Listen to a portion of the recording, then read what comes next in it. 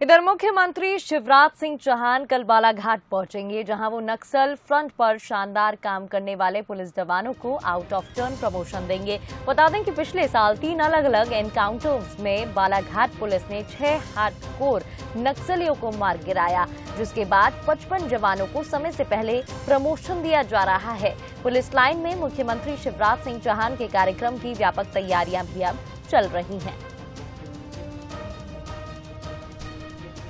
तो इसी कार्यक्रम को लेकर संवाददाता निशांत बिसेन ने कलेक्टर डॉक्टर गिरीश कुमार मिश्रा और एसपी समीर सौरभ से बात की। नक्सल विरोधी उपलब्धियों को लेकर बीता साल बालाघाट पुलिस के लिए बेहद कामयाबी भरा रहा। यही वजह है कि बालाघाट खुद मुख्यमंत्री शिवराज सिंह चौहान पहुंच रहे हैं। यहां पर वो जवानों को आउट ऑफ टर्न प्रमोशन देंगे और इस बारे में ज़्यादा जानकारी के लिए इस वक्त मेरे साथ है बालाघाट के कलेक्टर डॉक्टर गिरीश कुमार मिश्रा और बालाघाट के पुलिस अधीक्षक समीर सौरभ जी। सर, सबसे पहले किस तरीके की तैयारियाँ हैं सीएम साहब के प्रोग्राम को लेकर और क्या क्या प्रोग्राम है? देखिए, कल माननीय मुख्यमंत्री जी का बालाघाट आगमन हो रहा है। उसमें पहला कार्यक्रम जो हमारा रहेगा आउट ऑफ टर्न प्रमोशन का कार्यक्रम रहेगा।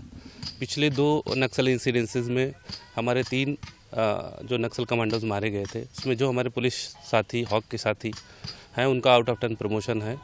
तो उसी के उपलक्ष्य में माननीय मुख्यमंत्री जी आ रहे हैं। एसपी साहब, बहुत ही कमेंडेबल आपका पूरा एफर्ट रहा था। लास्ट ईयर लगभग 6 नक्सली मारे गए थे, बड़े इनामी नक्सली थे, कुछ कमांडर भी थे उसमें।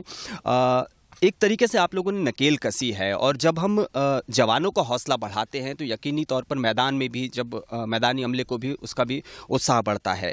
तो नक्सल गतिविधियों पर लगाम लगाने के लिए पुलिस की क्या आगे की प्लानिंग्स हैं और जब सीएम साहब यहाँ पहुँच रहे हैं तो एक पूरा इसका पूरे अगर परिदृश्य की बात करें तो आप क्या कहेंगे?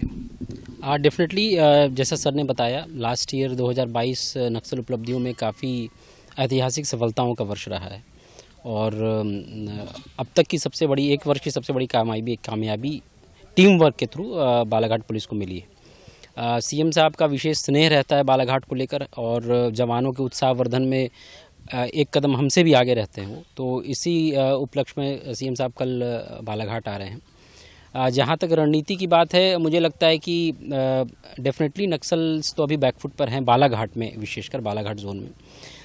बट हम लोग किसी भी तरह से अपने आप को मतलब कि हमारी पूरी तैयारी पूरी तरह से हम लोग सचेत हमेशा रहते हैं। हमारे जवान अभी भी सीएम सर के इवेंट को लेकर पूरे क्षेत्र में एरिया डोमिनेशन वगैरह कर रहे हैं और हम लोग इस बात को लेकर बहुत अलर्ट हैं, बहुत सचेत हैं कि किसी भी कीमत पर नक्सल गतिविधियों को बालाघाट और मध्य प्रदेश में बढ़ने नहीं दिया जाना है। मैं इन 55 जवानों के बारे में आपसे जानना चाहूँगा सर, किस तरीके से थोड़े आम भाषा में अगर आप बता पाएँ तो जो प्रमोशन मिल रहा है, किस रैंक के ये जवान हैं और आगे किस तरीके से प्रमोट होंगे? ये जो सामान्यतः प्रमोशन की प्रक्रिया होती है, आरक्षक से प्रधान आरक्षक उसके बाद एएसआई, वो एक समयबद्ध तरीके से होती है। आउट ऑफ टर्म क्रम से पूर्व पदोन्नति विशेष परिस्थितियों में जिन्होंने अदम साहस का परिचय दिया है। तो ये 2 एनकाउंटर्स हैं।